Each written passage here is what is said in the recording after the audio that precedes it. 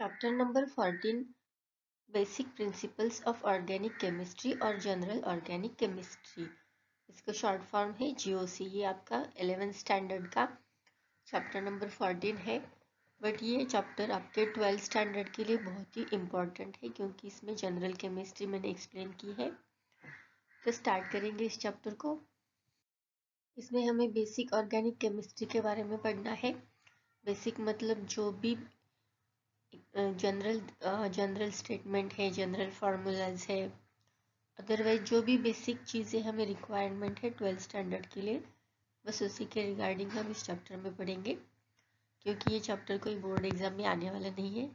आपको बस इतनी रिक्वायरमेंट है इस चैप्टर की कि आपको 12th में ऑर्गेनिक केमिस्ट्री पढ़ते टाइम कोई प्रॉब्लम ना आए, क्योंकि इसमें बेसिक टर्म्स का बहुत यूज़ किया गया है।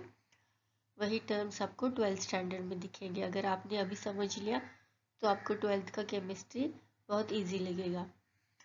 तो फिर हम स्टार्ट करेंगे structural representation of organic chemistry.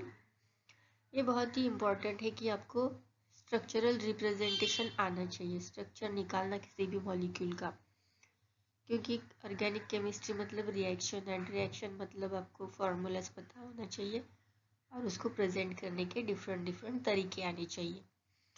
तो यहाँ पे जो भी आपको दिया है स्ट्रक्चरल रिप्रेजेंटेशन, वो इसी के लिए दिया है कि आप उसको लर्न करके उसका यूज कर सको।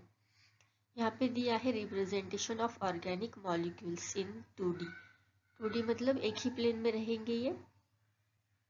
आप इसको इजीली पेपर पे ड्रॉ कर सकते हो, उसको 2D शेप रहता है इसका, तो ये प्लेन में आ जाएगा, पेपर के प्लेन में ये इजीली हम लिख सकते हैं, प्रेजेंट कर सकते हैं। 2D में रिप्रेजेंटेशन हम कैसे कर सकते हैं ऑर्गेनिक मॉलिक्यूल्स का? एक तो डैश फार्मूला रहेगा, बॉन्ड लिंक और जिगजैग फार्मूला, अदरवाइज ये कंडेंस्ड फार्मूला हमें यूज करना है ऑर्गेनिक मॉलिक्यूल्स को रिप्रेजेंट करने के लिए। इसमें ये डैश फार्मूला है वो कहाँ पे यूज होगा आपका? जब भी आपका कोई सब्स्टिट्यूशन रिएक्शन होगा, उसमें से जो ये H बॉन्डिंग है उसको रिमूव करके कोई भी सब्स्टिट्यूएंट आप उस वहाँ पे रिप्लेस कर सकते हो और सब्स्टिट्यूशन रिएक्शन कैरी कर सकते हो। इसीलिए आपका किसी भी ऑर्गेनिक मॉलिक्यूल का डैश फार्मूला पता होना ज़रूरी है। फिर ये बॉन्ड लाइन और जिगजैग फार्मूला कहाँ पे यूज़ होगा? ये जब भी आप नॉमेनक्लेचर करोगे, नॉमेनक्लेचर में आपको इसी फॉर्म में दिया जाएगा ऑर्गेनिक मॉलिक्यूल, अदरवाइज इस कंडेंस्ड फॉर्म में, दोनों में से एक फॉर्म दिया जाएगा और आपको इसका नॉमेनक्लेचर करना है, इसका नाम बताना है ऑर्गेनिक मॉलिक्यूल का। तो वहाँ पे ये बॉन्ड लिंक और जिगजैग फार्मूला का यूज हो जाएगा। फिर है इसका रिप्रेजेंटेशन ऑफ ऑर्गेनिक मॉलिक्यूल में कंडेंस्ड फार्मूला का यूज करके भी हम ऑर्गेनिक मॉलिक्यूल्स को लिख सकते हैं। तो हम ये कंडेंस्ड फार्मूला कहाँ यूज करने वाले हैं? जहाँ पे भी केमिकल रिएक्शंस हमें लिखनी है वहाँ पे हम जनरली कंडेंस्ड फार्मूला लिखते हैं ऑर्गेनिक मॉलिक्यूल्स का। ये 3 टाइप है जिससे हम ऑर्गेनिक मॉलिक्यूल को प्रेजेंट कर सकते हैं, लिख सकते हैं। हमने देखा ऑर्गेनिक मॉलिक्यूल को 2D में कैसे हम रिप्रेजेंट कर सकते हैं। अब हम देखेंगे 3D में उसको कैसे रिप्रेजेंट कर सकते हैं। तो उसके 4 टाइप से हम ऑर्गेनिक मॉलिक्यूल को 3D में प्रेजेंट कर सकते हैं, लिख सकते हैं। वो कौन से हैं? वेज फार्मूला है, Newman's projection, Fischer's projection and sawhorse, और उसका अनदर नेम है एंड्यूरॉन और पर्सपेक्टिव फार्मूला। ये 4 टाइप से हम ऑर्गेनिक मॉलिक्यूल को 3D में प्रेजेंट कर सकते हैं, 3D में लिख सकते हैं। तो इसका यूज़ आपको फर्दर स्लाइड में पता चल जाएगा। इसका यूज़ हमें करना है 12th स्टैंडर्ड में। बस अब के लिए आप इसके नाम से याद रखो और इसको लिखने का तरीका क्या होता है, और यूज़ हम नेक्स्ट ईयर पढ़ेंगे। ये ऐसे पढ़ना है, इसका नाम पढ़ना, इसका मतलब है कि आपको जैसे सीनियर जूनियर में आपको ABCD पढ़ाते हैं, फिर सेंटेंस फॉर्म करना अगले स्टैंडर्ड में पढ़ाते हैं, ये ऐसा ही है। ये बहुत बेसिक चीज़ है, आपको बस इसके नाम पढ़ने हैं और इसको लिखने के तरीके, बस इतना ही। ये इस साल के लिए आपको इतना ही काफ़ी है। ऑर्गेनिक कंपाउंड्स को हमने देखा कैसे हम किस तरीके से 2D में एंड 3D में लिख सकते हैं। अब देखेंगे उसके क्लासिफिकेशन के बारे में, टाइप्स के बारे में। ऑर्गेनिक कंपाउंड्स यहाँ पे 2 टाइप्स के हैं, एलिसाइक्लिक और असाइक्लिक और एलिफेटिक, एंड साइक्लिक और क्लोज्ड चेन। असाइक्लिक का क्या मतलब होता है, जो भी फर्स्ट कार्बन है वो लास्ट कार्बन से अटैच नहीं होता है, ये पूरा ओपन होता है, ओपन कंपाउंड होता है। ये एक तो स्ट्रेट चेन बनाता है, अदरवाइज ब्रांच्ड चेन बनाता है। साइक्लिक कंपाउंड में क्या होता है, साइक्लिक मतलब closed chain. Closed chain it is of made up of carbon atoms. Carbon atoms are joined to form one or more closed rings with or without hetero atoms. Cyclic compound का क्या मतलब होता है, ये पूरा closed chain बनाते हैं with or without hetero atom. With or without hetero atom मतलब क्या, आप ये फर्स्ट 3 एग्जांपल्स देख पा रहे हो, जहाँ पे cyclohexane, cyclopentane and benzene ring है। ये रिंग जो बना है वो सिर्फ कार्बन एटम का बना है। इसमें फर्स्ट रिंग में 6 कार्बन है, सेकेंड में 5 कार्बन है, फिर बेंजीन में 6 कार्बन एटम्स है, और उसका जो भी फर्स्ट कार्बन है वो लास्ट कार्बन से अटैच है। ये पूरा रिंग क्लोज्ड है, क्लोज्ड चेन बना रहा है, क्लोज्ड रिंग फॉर्म कर रहा है। बट जहाँ पे भी ये हेटेरो एटम आया, हेटेरो एटम मतलब क्या, एटम्स अनदर देन कार्बन। जो भी ये कार्बन का रिंग है उसमें कार्बन के अलावा अदर कोई तो एटम की एंट्री, इसको बोलते हैं हेटेरो एटम। इस रिंग में हम देखेंगे, पाइपरिडिन में हमें दिखाई दे रहा है पूरा चेन जो है वो कार्बन से नहीं बना है, उसमें नाइट्रोजन एटम है। फिर फ्यूरॉन में ऑक्सीजन एटम की एंट्री है, एंड पायरॉल में नाइट्रोजन की। बट ये रिमेनिंग 5 कार्बन है, 4 कार्बन, एंड उसमें 5th is nitrogen atom which is the hetero atom. तो इसीलिए इसका डिफिनेशन ऐसा है, carbon atoms are joined to form one or more closed rings with or without hetero atoms. किसी ring में hetero atoms, other atoms भी रहेंगे other than carbon, otherwise पूरा रिंग जो है वो कार्बन एटम से बना रहेगा। तो वो होता है साइक्लिक और क्लोज्ड चेन। असाइक्लिक में हमने देखा, एक तो वो स्ट्रेट चेन बनाएगा कार्बन कार्बन एटम्स, अदरवाइज वो ब्रांच्ड चेन बनाएंगे। ये होते हैं एलिफेटिक और open chain organic compounds. And closed में हमने क्या देखा, कार्बन एटम्स पूरे जो भी उस रिंग में कार्बन एटम्स रहेंगे वो कार्बन ही रहेंगे, अदरवाइज कोई तो एक कार्बन निकाल के उस रिंग में other than carbon atom replace हो जाएगा। जैसे नाइट्रोजन है, ऑक्सीजन, सल्फर, कौन सा भी एटम उसमें रिप्लेस हो जाएगा, तो वो बन जाता है साइक्लिक और क्लोज्ड चेन। साइक्लिक कंपाउंड के बारे में हमने पढ़ा था कि वो रिंग स्ट्रक्चर बनाते हैं। एक तो पूरे सारे कार्बन एटम्स रहेंगे उस रिंग में, अदरवाइज क्या रहेगा, एक हेटेरो एटम उसमें एंटर हो जाएगा। इन सारे कंपाउंड्स को हमने बोला था साइक्लिक कंपाउंड्स। बट इसका फर्दर क्लासिफिकेशन हम कर सकते हैं डिपेंडिंग ऑन द कि उसमें सिर्फ कार्बन एटम्स है तो उसको बोलेंगे होमोसाइक्लिक, और कार्बोसाइक्लिक। कार्बो मतलब कार्बन एटम्स, उस जो भी रिंग बनेगा उसमें सिर्फ क्या होगा, कार्बन एटम्स प्रेजेंट रहेंगे। इसको नाम है होमोसाइक्लिक और कार्बोसाइक्लिक।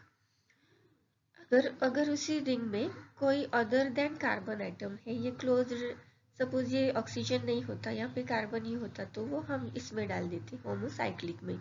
बट यहाँ पे एक कार्बन को विड्रॉ करके उसमें ऑक्सीजन एटम आ गया है, उसमें ऑक्सीजन को रिप्लेस किया गया है, तो ये हेट्रोसाइक्लिक हो जाएगा। हेट्रो मतलब जो भी अदर देन कार्बन एटम है उसको बोलेंगे हेट्रो एटम्स। हेट्रो एटम्स के रिंग में आ जाने से जो भी कंपाउंड बनेगा उसको बोलेंगे हम heterocyclic.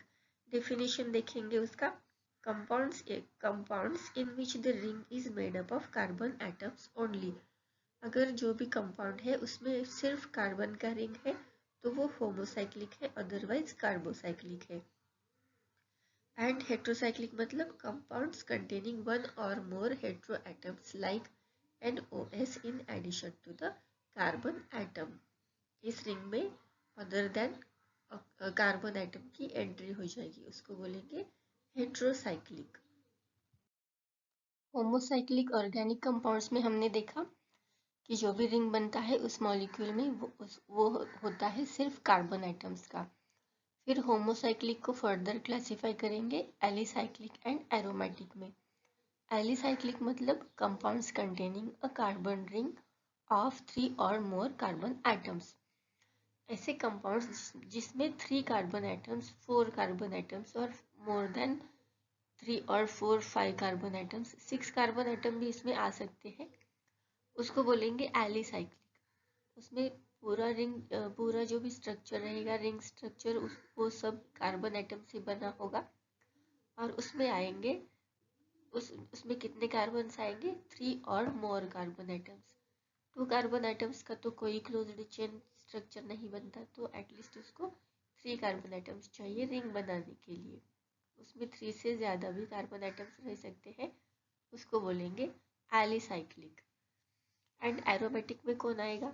Cyclic compounds containing at least 1 benzene ring. एक तो बेंजीन रिंग का प्रेजेंट होना जरूरी है, उस कंपाउंड्स को बोलेंगे एरोमेटिक कंपाउंड्स। उसमें आ जाएंगे बेंजीन, नैफ्थलीन, एंथ्रेसिन। एक बेंजीन रिंग का होना कंपलसरी है, उसको बोलेंगे एरोमेटिक कंपाउंड्स। एरोमेटिक कंपाउंड्स कौन से कंपाउंड्स होते हैं? उसमें एटलीस्ट एक तो बेंजीन रिंग प्रेजेंट होना जरूरी है, उसको बोलते हैं एरोमेटिक कंपाउंड्स। एरोमेटिक कंपाउंड्स का फर्दर क्लासिफिकेशन करेंगे benzenoid aromatic and non benzenoid aromatic. इसे नाम से ही पता चलता है हमें बेंजेनॉइड एरोमेटिक मतलब क्या। उसमें एक तो बेंजीन रिंग का प्रेजेंट होना कंपलसरी है, उसको बोलेंगे benzenoid aromatic. And non benzenoid aromatic किसको बोलेंगे? जिसमें अदर देन बेंजीन रिंग का present, other than benzene ring रहती है, उसको बोलेंगे नॉन बेंजेनॉइड एरोमेटिक कंपाउंड्स। यहाँ पे एग्जांपल्स दिए हैं naphthalene, phenol. And non benzenoid aromatic में एग्जांपल है ट्रोपेन का। इसमें कोई भी बेंजीन रिंग प्रेजेंट नहीं है। हेट्रोसाइक्लिक कंपाउंड में हमने देखा था रिंग स्ट्रक्चर होता है और उसमें पूरा रिंग स्ट्रक्चर में जो भी कार्बन एटम होते हैं उसको रिप्लेस किया जाता है सिंगल कार्बन से, अदर एटम से, अदर हेट्रो एटम से। तो हेट्रोसाइक्लिक कंपाउंड को फर्दर क्लासिफाई करेंगे heterocyclic aromatic and heterocyclic non aromatic में। हेट्रोसाइक्लिक एरोमेटिक मतलब alicyclic compounds containing at least 1 hetero atom in the ring.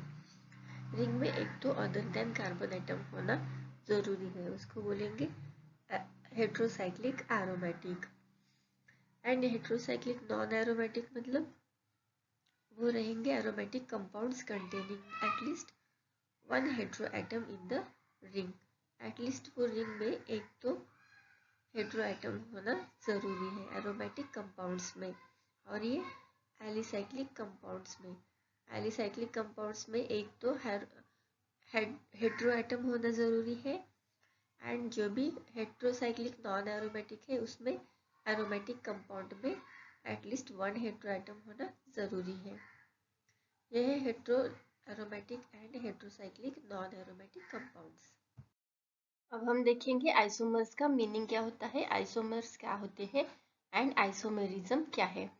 The phenomenon of existence of 2 or more compounds possessing the same molecular formula is known as isomerism। मुझे पता है आपको definition पढ़ के कुछ समझ में नहीं आने वाला, तो हम समझेंगे इस एग्जाम्पल के थ्रू। यहाँ पे देखेंगे हमने एग्जाम्पल लिया है एन ब्यूटेन का एंड 2 मिथिल प्रोपेन का। अगर हम देखेंगे इनका मॉलिक्यूलर फॉर्मूला तो क्या आ जाएगा? फर्स्ट एन ब्यूटेन में कितने कार्बन एटम्स है? 1 2 3 4 कार्बन एटम है, तो लिखेंगे C4। फिर काउंट करेंगे हाइड्रोजन एटम्स कितने हैं? 3 + 2 5 + 2 7 + 3 10। हाइड्रोजन एटम आ गए हमारे पास 10। किसमें? ये फर्स्ट स्ट्रक्चर में एन ब्यूटेन में। फिर काउंट करेंगे सेकेंड स्ट्रक्चर में 2 मिथाइल प्रोपेन में कितने कार्बन एटम्स है? यहाँ पे भी 4 कार्बन एटम्स है। हाइड्रोजन एटम्स काउंट करेंगे 3 + 1 4 + 3 कितने हो गए 7 + 3 10। तो यहाँ पे भी H10 आ गए। तो हमें कुछ सिमिलरिटी दिख रही है इसमें। C4H10 फर्स्ट कंपाउंड का मॉलिक्यूलर फार्मूला आ गया, फिर C4H10 सेकेंड कंपाउंड का भी सेम ही मॉलिक्यूलर फार्मूला आ गया। तो हमें इससे पता चलता है इसमें जो भी आइसोमेरिज्म बनता है, आइसोमर्स बनते हैं, उसमें रहता है उनका मॉलिक्यूलर फार्मूला सेम, बट उनके लिखने का जो भी तरीका है हम उसको कैसे प्रेजेंट करते हैं। मैंने आपको बोला था कि फर्स्ट स्लाइड में हमने देखा था इसका जो भी क्या 2D में हम कैसे मॉलिक्यूल प्रेजेंट कर सकते हैं, उसमें हम 3 टाइप्स पढ़े थे। तो उसमें से एक ये टाइप है जिसमें हम यूज़ करते हैं straight chain otherwise branched chain का, और उसको रिप्रेजेंट करके हम स्ट्रक्चरल फार्मूला बनाते हैं, स्ट्रक्चर बनाते हैं किसी भी मॉलिक्यूल का। तो यहाँ पे हमने स्ट्रक्चर बनाया है N-ब्यूटेन एंड 2-मिथाइल प्रोपेन, बट उनका मॉलिक्यूलर फार्मूला सेम है, तो हम बोलेंगे ये दोनों कंपाउंड्स जो है वो आइसोमर्स है, एंड इस प्रोसेस को हम बोलते हैं आइसोमेरिज्म। आइसोमेरिज्म को फर्दर क्लासिफाई कर सकते हैं हम structural isomer and stereo isomers में। आइसोमेरिज्म में इसमें हमें डिटेल में पढ़ना है जो है स्ट्रक्चरल आइसोमेरिज्म। वो क्या होता है, 2 or more compounds with the same molecular formula but the different structural formula। हमने अभी आइसोमेरिज्म को समझा, उसमें हमने यही एग्जाम्पल लिया था स्ट्रक्चरल आइसोमेरिज्म का। स्ट्रक्चर 2 टाइप्स के थे एंड उनका मॉलिक्यूलर फार्मूला सेम था, उसको बोलते हैं स्ट्रक्चरल आइसोमेरिज्म। स्टीरियो आइसोमेरिज्म क्या होता है, 2 or more compounds with the same structural formula but different special arrangement of the group. अब ये स्पेशल ग्रुप्स कौन से होते हैं, यहाँ पे बात की है फंक्शनल ग्रुप के बारे में। जो भी फंक्शनल ग्रुप है उनका अरेंजमेंट है वो डिफरेंट होता है, बट उनका स्ट्रक्चरल फार्मूला सेम होता है, उसको बोलते हैं स्टीरियो आइसोमेरिज्म। फिर स्टीरियो आइसोमेरिज्म फर्दर क्लासीफाई होता है geometrical isomers and optical isomers में। तो हम यहाँ पे इस 11th स्टैंडर्ड में स्ट्रक्चरल आइसोमर्स के बारे में पढ़ने वाले हैं। स्ट्रक्चरल आइसोमेरिज्म को हम क्लासिफाई कर सकते हैं फर्दर 5 क्लास में। वो है chain isomerism, position isomerism, functional group isomerism, metamerism and tautomerism. उसके एग्जाम्पल देखेंगे तो आपको इसका डिफरेंस पता चल जाएगा। देखेंगे उसको 1 by 1। चेन आइसोमेरिज्म क्या होता है, जो हमने पिछले स्लाइड में देखा स्ट्रक्चरल आइसोमेरिज्म, वही होता है चेन आइसोमेरिज्म। उसमें जो भी मॉलिक्यूल दिया है हमें उसको लिखने का तरीका अलग है, उसका स्ट्रक्चर हम डिफरेंटली ड्रॉ कर सकते हैं, बट उसका मॉलिक्यूलर फार्मूला सेम रहेगा, वो होता है chain isomerism. Different carbon skeleton, structural formula different, molecular formula same, वो होता है चेन आइसोमेरिज्म। पोजीशन आइसोमेरिज्म इसके नाम में ही है, डिफरेंट पोजीशंस रहेंगे, बट किसके, जो भी उसको अटैच करेंगे फंक्शनल ग्रुप। यहाँ पे एग्जाम्पल लिया है हाइड्रोक्सिल ग्रुप हमने अटैच किया है प्रोपेन में। प्रोपेन एक ही स्ट्रक्चर लिया है हमने, प्रोपेन का फॉर्मूला लिखा है यहाँ पे CH3 CH2 CH2, और उसको अलग तरीके से भी हम यहाँ पे लिख सकते हैं। तो ये डिपेंड करता है कि हमने जो फंक्शनल ग्रुप है OH ग्रुप वो कौन से नंबर पे कौन से पोजीशन पे अटैच किया है। फर्स्ट एग्जांपल में हमने क्या किया है, फर्स्ट कार्बन एटम को OH ग्रुप अटैच किया है, और सेकेंड एग्जांपल में हमने OH group second carbon atom में अटैच किया है। यहाँ से भी काउंटिंग करेंगे तो भी ये सेकेंड ही कार्बन है, एंड राइट साइड से भी काउंट करेंगे, लेफ्ट साइड से भी, दोनों साइड से भी CH का जो भी कार्बन एटम है उसका नंबर 2 ही आएगा, और 2 नंबर के सेकेंड नंबर पे कार्बन एटम पे हाइड्रोक्सिल ग्रुप अटैच किया है। तो यहाँ पे हमने बस इसका फंक्शनल ग्रुप का पोजीशन चेंज किया है, इसीलिए इसका नाम है position isomerism. Functional group attach करेंगे but at the different position. फिर आएगा functional group isomerism. Functional group isomerism क्या होगा? फंक्शनल ग्रुप्स आर डिफरेंट, उसका बेसिक जो भी चेन रहेगा वो सेम ही रहेगा। इथेन लिया है तो इथेन ही रहेगा, प्रोपेन लिया है तो प्रोपेन, दोनों में भी सेम ही लेना है। Basic structure, basic skeleton of the carbon chain, and उसमें जो भी फंक्शनल ग्रुप अटैच करेंगे वो रहेंगे डिफरेंट। यहाँ पे एग्जाम्पल लिया है हमने इथेनॉल का एंड डाइमिथिल ईथर का। इथेनॉल मतलब उसमें भी इथेन रहता है, इसमें भी इथेन है, उसमें फंक्शनल ग्रुप डिफरेंट लिखने से उसका नाम चेंज हो गया। फर्स्ट बन गया इथेनॉल एंड दूसरे का नाम बन गया डाइमिथिल ईथर। ये होता है फंक्शनल ग्रुप आइसोमेरिज्म। इसमें फंक्शनल ग्रुप डिफरेंट रहेंगे। मेटामेरिज्म में क्या करना है? Unequal distribution of carbon atoms on the either side of the functional group. यहाँ पे फंक्शनल ग्रुप सेम ही रहेगा, बट जो भी कार्बन एटम्स अटैच रहेंगे उसको number of carbon atoms on the either side, मतलब फंक्शनल ग्रुप के दोनों भी साइड में कितने कार्बन एटम्स अटैच है उसके ऊपर डिपेंड रहेगा मेटामेरिज्म। यहाँ पे देख सकते हैं हम इथॉक्सी इथेन में दोनों साइड में उसको ऑक्सीजन को दो दो कार्बन एटम्स अटैच है, बट मिथॉक्सी प्रोपेन में उसको लेफ्ट साइड में 1 कार्बन अटैच है एंड राइट साइड में 3 कार्बन एटम्स अटैच है। तो ये चेंज है डिस्ट्रीब्यूशन ऑफ कार्बन एटम्स का। इसमें अनइक्वल डिस्ट्रीब्यूशन है, यहाँ पे दो दो कार्बन एटम्स है दोनों साइड में, बट सेकेंड एग्जाम्पल में 1:3 रेशियो है। एक साइड में 1 कार्बन आइटम है, अदर साइड में 3 कार्बन आइटम्स है, but functional group is the same only. इसको बोलेंगे मेटामेरिज्म। फिर देखेंगे लास्ट का आइसोमेरिज्म जो है टाउटोमेरिज्म। वो क्या होता है? Rapidly in converting structural isomers. वो रैपिडली कन्वर्ट होते हैं one form to another form. यहाँ पे साइक्लोहेक्सेनॉल है तो उसको चेंज करके स्ट्रक्चर बन गया साइक्लोहेक्सेनॉल, हेक्सानॉन एंड हेक्सानॉल। यहाँ पे ONE है एंड यहाँ पे NOL है, ये डिफरेंस है। ये rapidly inter converting structural isomers होते हैं। ये है टाउटोमेरिज्म।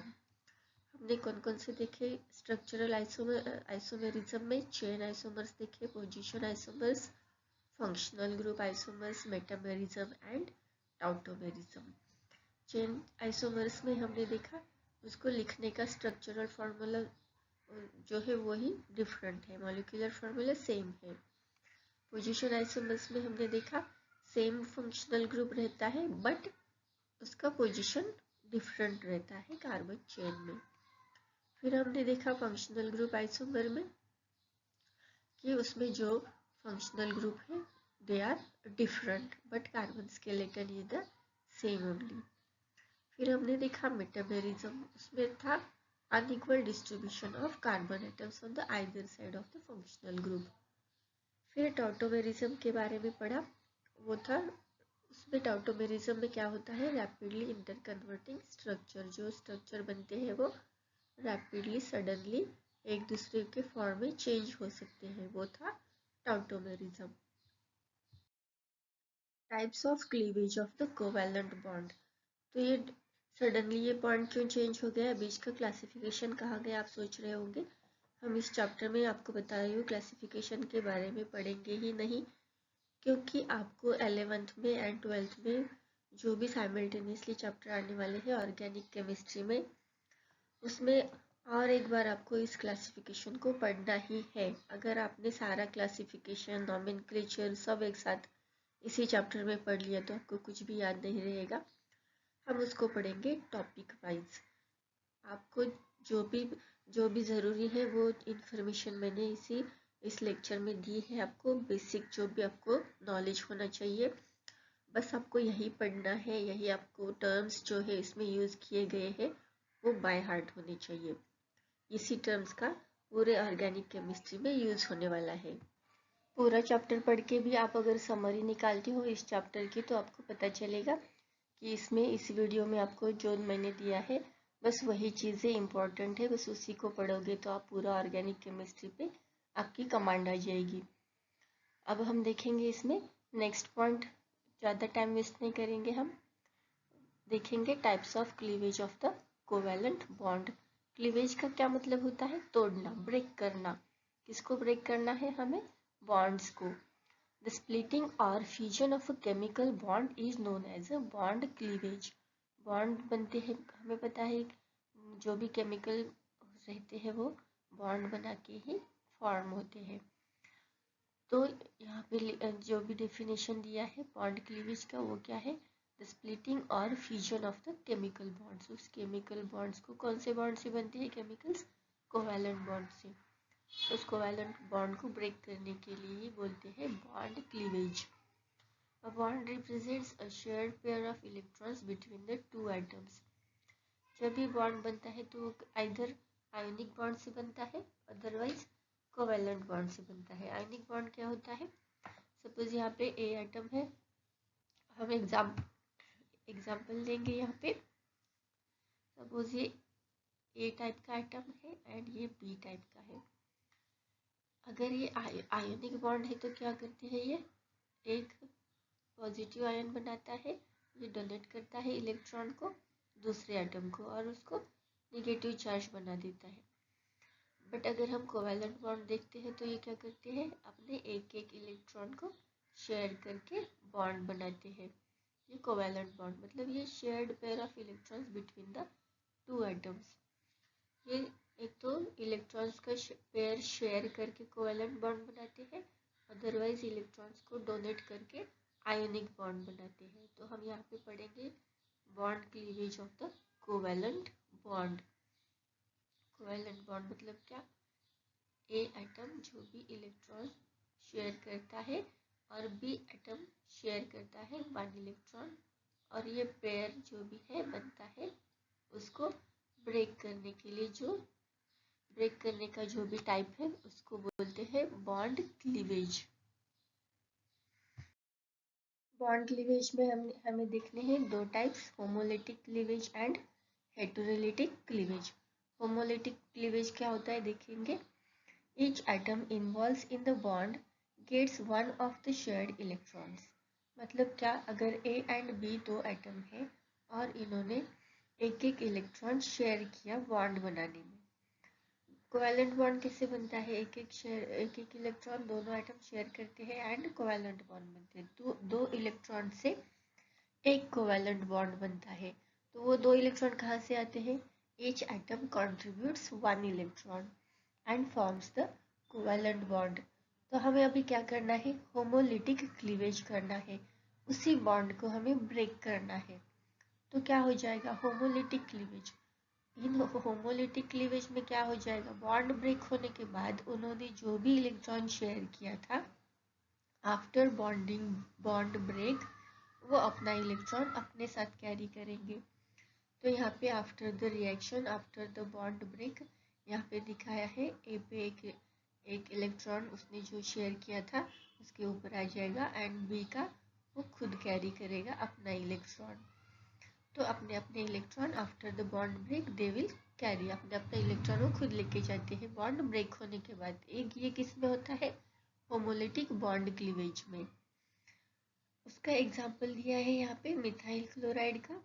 मिथाइल क्लोराइड जब बॉन्ड बनाता है and after it forms a covalent bond. Covalent bond किससे बनाता है? मिथाइल एक इलेक्ट्रॉन शेयर करता है, क्लोरीन एक इलेक्ट्रॉन शेयर करता है, मिथाइल क्लोराइड बन जाता है। Homolytic cleavage, after homolytic cleavage क्या होता है?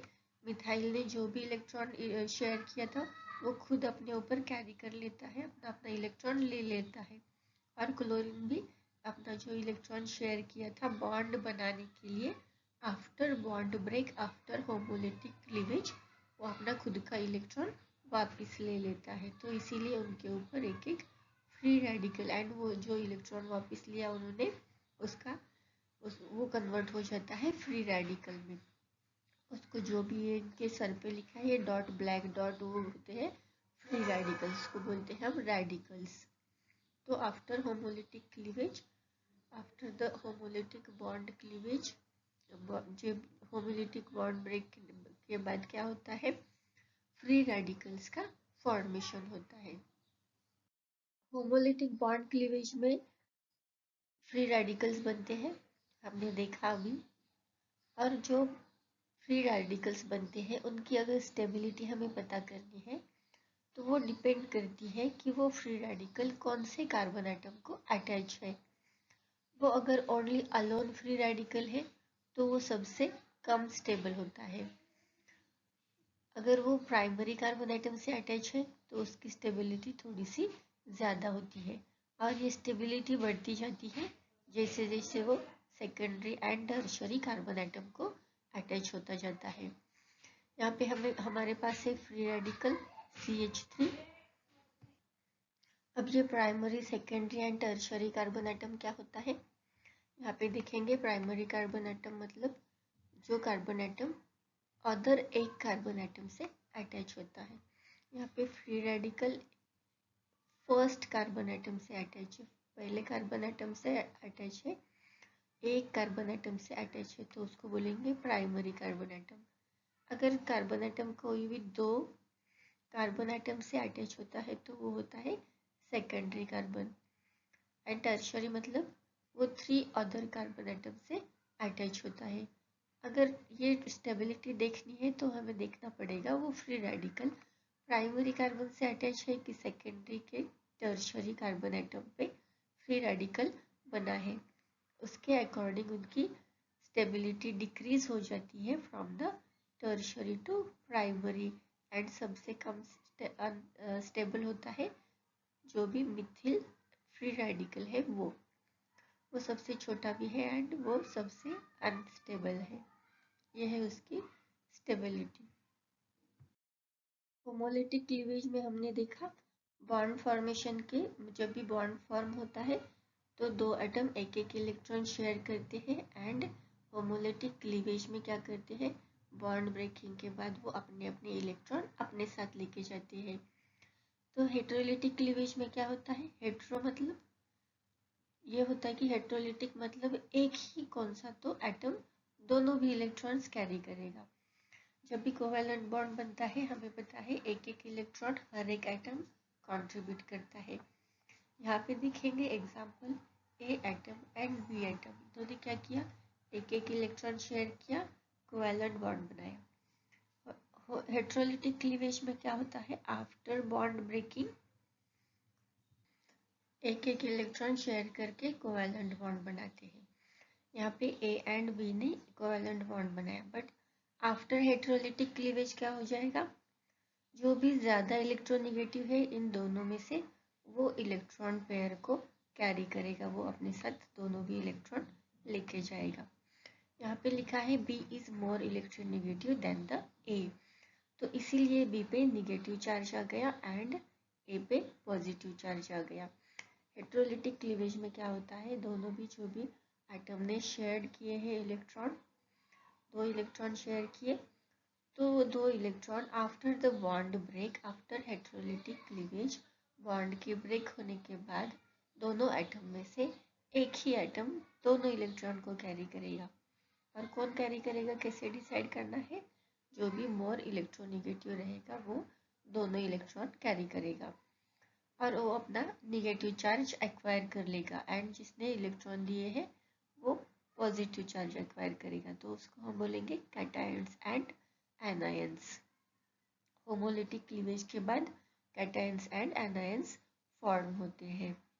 फिर इनकी स्टेबिलिटी दिखेंगे तो वो भी same as the homolytic cleavage में हमने देखा था, टर्शरी कार्बन एटम की सबसे ज़्यादा स्टेबिलिटी होती है एंड प्राइमरी कार्बन की सबसे कम। एंड जो भी बेसिक कार्बोकैटायन है उसके जो बेसिक फ्री रेडिकल है उसका सबसे कम स्टेबिलिटी होता है।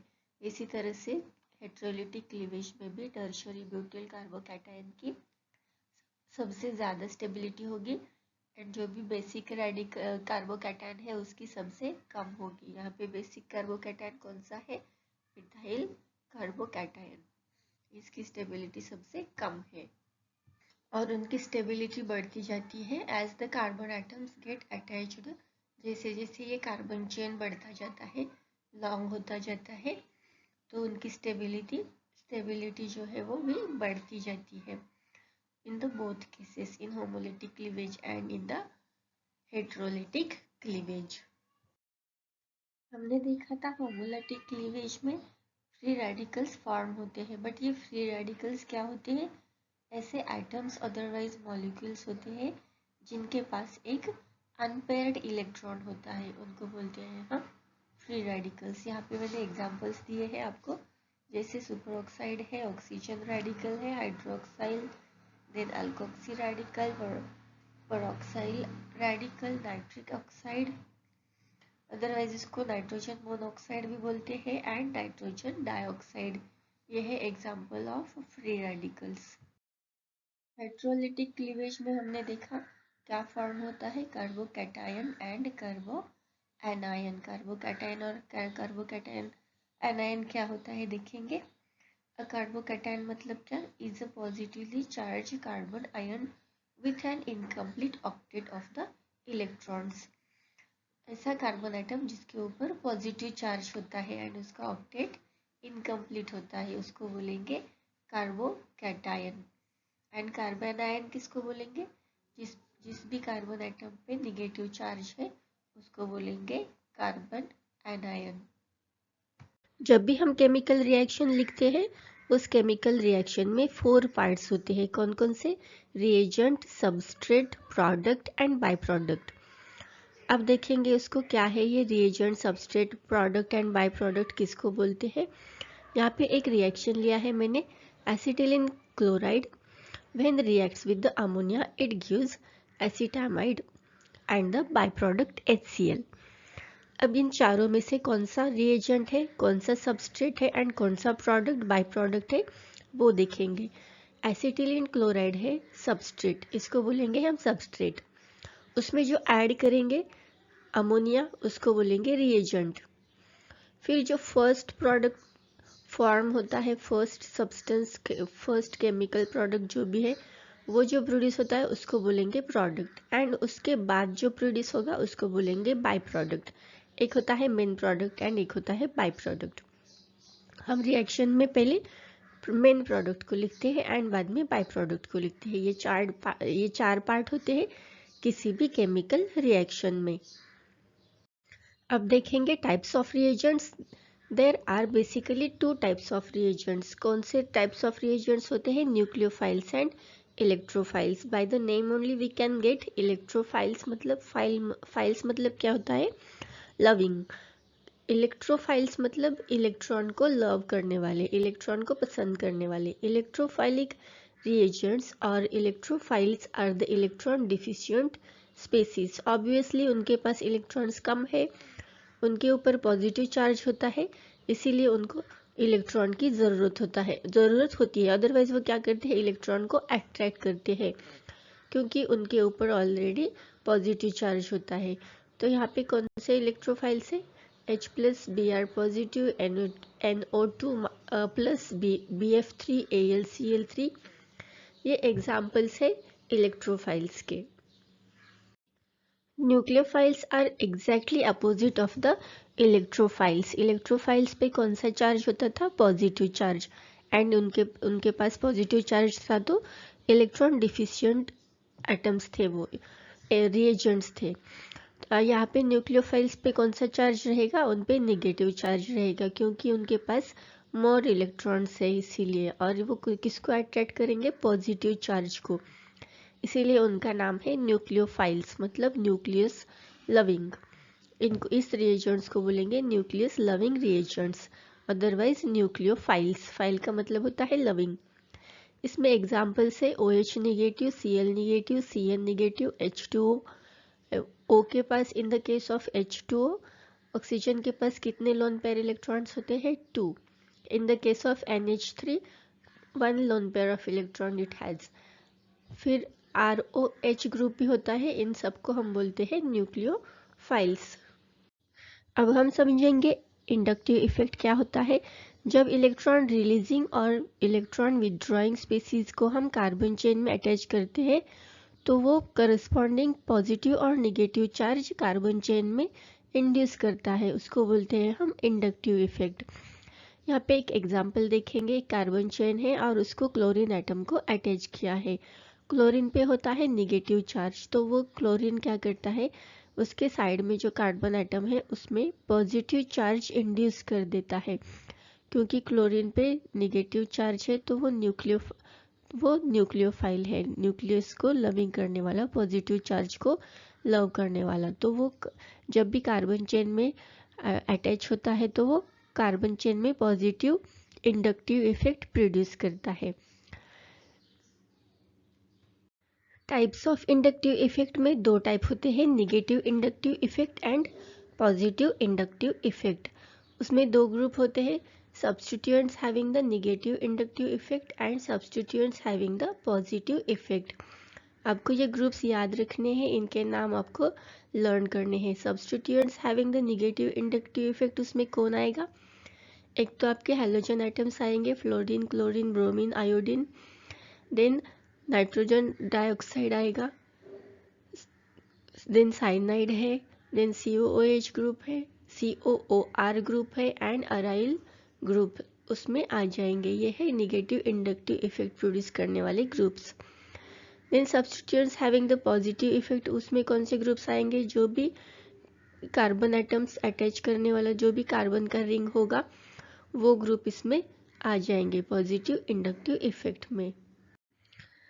अभी कार्बन चेन में जो इंडक्टिव इफेक्ट प्रोड्यूस हुआ है वो कौन से कार्बन में सबसे ज़्यादा होता है एंड कौन से कार्बन में सबसे कम होता है, वो डिपेंड होता है उसके डिस्टेंस पे। कैसे डिस्टेंस पे, वो अगर आप यहाँ पे फर्स्ट एग्जांपल देख रहे हो, यहाँ पे इस कार्बन चेन में क्लोरीन एटम को अटैच किया है एंड इस क्लोरीन एटम की वजह से ये फर्स्ट कार्बन में पॉजिटिव इंडक्टिव इफेक्ट प्रोड्यूस हो गया है, उसमें सबसे ज़्यादा इंडक्टिव इफेक्ट रहेगा। फिर हम सेकेंड कार्बन में मूव हो जाएंगे तो वो कार्बन एटम में जो भी इंडक्टिव इफेक्ट ट्रांसफर होगा वो उससे कम होगा फर्स्ट कार्बन से। वैसे ही थर्ड एंड फोर्थ में हम शिफ्ट हो जाएंगे तो वो इंडक्टिव इफेक्ट जो है वो कम होता जाएगा। इसीलिए जब भी स्ट्रेट चेन के फॉर्म में हम देख रहे हैं इसको, तो कार्बन जो फर्स्ट कार्बन है उसमें सबसे ज़्यादा इंडक्टिव इफेक्ट रहेगा एंड जैसे जैसे डिस्टेंस बढ़ता जाएगा वैसे वैसे इंडक्टिव इफेक्ट कम होता जाएगा। बट अगर हम देखेंगे primary, secondary and tertiary carbon atom में, उसमें इस केस में क्या हो जाएगा, जितने number of carbon atoms ring में ब्रांच में ज़्यादा रहेंगे, कार्बन एटम को जितने ज़्यादा अदर कार्बन एटम अटैच रहेंगे उतना ज़्यादा उसका इंडक्टिव इफेक्ट रहेगा।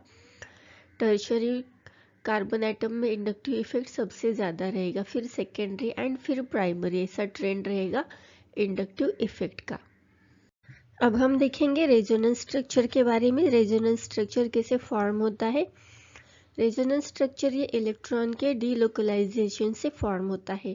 अब ये डीलोकलाइजेशन क्या होता है, लोकलाइजेशन मतलब क्या, लोकल मतलब एक कौन सा तो प्लेस, और उस प्लेस को डीलोकलाइज मतलब प्लेस चेंज करने को बोलते हैं डीलोकलाइजेशन। बट किसका डीलोकलाइजेशन, पाई बॉन्ड का। जो भी डबल बॉन्ड में पाई बॉन्ड होता है या ट्रिपल बॉन्ड में पाई बॉन्ड होता है, उसका अगर शिफ्टिंग हो जाएगा तो उसको बोलेंगे delocalisation of the pi bond. But हम जब भी रेजोनेंस स्ट्रक्चर बनाते हैं तो यहाँ पे ऑलवेज हम लेते हैं डबल बॉन्ड को, ट्रिपल बॉन्ड हम यहाँ पे रेजोनेंस स्ट्रक्चर में यूज़ नहीं करते, बस डबल बॉन्ड जिसमें इंक्लूड होता है उसी स्ट्रक्चर से हम रेजोनेंस स्ट्रक्चर बनाते हैं। और उसमें पाई बॉन्ड ही क्यों हम यूज़ करते हैं, पाई बॉन्ड का ही शिफ्टिंग क्यों होता है, क्योंकि पाई बॉन्ड के जो इलेक्ट्रॉन्स है वो लूजली अटैच होते हैं एक दूसरे से, they can easily freely move in the structure. तो इसीलिए इलेक्ट्रॉन का डीलोकलाइजेशन होने से रेजोनेंस स्ट्रक्चर बनता है। बट कौन से इलेक्ट्रॉन का, पाई बॉन्ड के इलेक्ट्रॉन का। अब हम देखेंगे कौन कौन से कंडीशन में हम रेजोनेंस स्ट्रक्चर बना सकते हैं। अगर किसी भी स्ट्रक्चर में pi bond and sigma bond present है and lone pair of electrons है, तब हम उसका रेजोनेंस स्ट्रक्चर बना सकते हैं। फिर क्या कंपलसरी है, इसमें कौन सा कंडीशन है रेजोनेंस स्ट्रक्चर बनाने के लिए? पाई एंड सिग्मा बॉन्ड का होना कंपलसरी है। फिर अगर उसमें फ्री रेडिकल है, दिए गए स्ट्रक्चर में अगर फ्री रेडिकल है तो हम उसका रेजोनेंस स्ट्रक्चर बना सकते हैं। And third condition is that अगर पाई बॉन्ड है, सिग्मा बॉन्ड है एंड वैकेंट ऑर्बिटल है तो उसमें इस केस में भी हम क्या कर सकते हैं, रेजोनेंस स्ट्रक्चर बना सकते हैं। तो पहले देखेंगे, अगर पाई बॉन्ड सिग्मा बॉन्ड है and lone pair of electrons है तो उसका रेजोनेंस स्ट्रक्चर कैसे बनेगा। यहाँ पे CH2, फिर हम क्या करेंगे, ये जो लोन पेयर ऑफ इलेक्ट्रॉन है वो शिफ्ट करेंगे फर्स्ट कार्बन एटम पे। ये पहला स्ट्रक्चर कुछ ऐसा है हमारे पास CH एंड इसके ऊपर लोन पेयर है। फिर हम ये पाई बॉन्ड का शिफ्टिंग करेंगे फर्स्ट कार्बन पे राइट साइड से एंड ये लोन पेयर का शिफ्टिंग करेंगे फर्स्ट कार्बन एटम पे जो लेफ्ट साइड में है। यहाँ पे करेंगे रेजोनेंस स्ट्रक्चर फॉर्म, फिर ये बन जाएगा CH और इसके ऊपर आ जाएगा लोन पेयर ऑफ इलेक्ट्रॉन। तो ये पाई बॉन्ड की शिफ्टिंग की वजह से यहाँ पे सिंगल बॉन्ड आ जाएगा, फिर ये CH एंड फिर डबल बॉन्ड CH2। ये shifting of lone pair electron किया एंड पाई बॉन्ड शिफ्ट किया लास्ट के कार्बन एटम पे, तो हमारे पास ये रेजोनेंस स्ट्रक्चर आ गया इसका। अगर रेजोनेंस स्ट्रक्चर हम फ्री रेडिकल के केस में बनाते हैं तो कैसे बनेगा, ये CH2, ये जो CH2 है फर्स्ट वाला, इसको नंबर देंगे हम 1 2 3। फर्स्ट CH2 ग्रुप पे फ्री रेडिकल शिफ्ट हो जाएगा, देन सिंगल बॉन्ड CH, फिर डबल बॉन्ड आ जाएगा CH2। मतलब पाई बॉन्ड का एंड फ्री रेडिकल का हमने शिफ्टिंग किया, उसको स्विप किया यहाँ से फर्स्ट थर्ड कार्बन से फर्स्ट कार्बन तक एंड फर्स्ट कार्बन से थर्ड कार्बन तक, तो हमारा ये रेजोनेंस स्ट्रक्चर बन गया। अगर हम देखेंगे वैकेंट ऑर्बिटल है तो वो कैसे बनाएगा, सेम ही जैसे lone pair electron and free radicals ने बनाया था ऐसे ही ये वैकेंट ऑर्बिटल भी रेजोनेंस स्ट्रक्चर बनाएगा। ये पॉजिटिव चार्ज यहाँ पे शिफ्ट हो जाएगा, फिर ये सिंगल बॉन्ड CH, फिर डबल बॉन्ड CH2। तो ये shifting of pi bond and positive charge हो गया, वैकेंट ऑर्बिटल का शिफ्टिंग हो गया। इस तरह से हम रेजोनेंस स्ट्रक्चर बना सकते हैं। रेजोनेंस स्ट्रक्चर जब बनाते हैं हमें तो यहाँ पे conjugation of the pi bond it is compulsory. Conjugation word का मतलब समझेंगे, कॉन्जुगेशन मतलब क्या होता है, डबल बॉन्ड। बट ये डबल बॉन्ड कौन से कार्बन एटम में रहना चाहिए, isolated pi system exist only between a single pair of adjacent carbon atoms. Single pair of carbon atom मतलब क्या, यहाँ पे अगर देखो यहाँ पे और एक कार्बन अटैच करेंगे और एक, तो इसमें पाई बॉन्ड कौन से कार्बन में आ जाएगा, इसको बोलेंगे कॉन्जुगेशन। अब हमने यहाँ पे फर्स्ट कार्बन पे पाई बॉन्ड अटैच किया तो सेकेंड कार्बन पे हम लोग अगेन डबल बॉन्ड अटैच नहीं कर सकते, क्योंकि कॉन्जुगेशन का मतलब क्या होता है, आइसोलेटेड कार्बन एटम में जो भी सिंगल कार्बन एटम है उनके पेयर में ही हम पाई बॉन्ड को इंड्यूस कर सकते हैं। तो ये अगर हम देखेंगे ये फर्स्ट कार्बन है, second, third and fourth. First and second carbon में हमने इंड्यूस किया, ये सिंगल कार्बन एटम का पेयर था। बट अगर यहाँ पे सेकेंड एंड थर्ड में हम नहीं कर सकते क्योंकि इसके सेकेंड कार्बन पे पाई बॉन्ड ऑलरेडी अटैच है। फिर हम ले सकते हैं थर्ड एंड फोर्थ पेयर, इसमें हम कार्बन एटम पाई बॉन्ड को अटैच कर सकते हैं। फिर लेंगे इसे फिफ्थ एंड सिक्स्थ, बट हम यहाँ पे 4 एंड 5th में फिर से हम पाई बॉन्ड को इंड्यूस नहीं कर सकते, 5th एंड 6th में कर सकते हैं। इसका मतलब हमें कॉन्जुगेशन का मतलब क्या होता है, ऐसे पाई बॉन्ड जो इंडिविजुअल कार्बन एटम से जॉइंट है उसको बोलेंगे कॉन्जुगेशन। मतलब यहाँ पे इन शॉर्ट आप कैसे पाई बॉन्ड को लिख सकते हैं, अल्टरनेट कार्बन एटम पे आपको पाई बॉन्ड को ज्वाइन करना है, उसको बोलेंगे कॉन्जुगेशन। और यहाँ पे मैंने एक एग्जांपल दिया है रेजोनेंस स्ट्रक्चर ऑफ एनिलीन का। उसके कितने रेजोनेंस स्ट्रक्चर बन सकते हैं एनिलीन के? 5।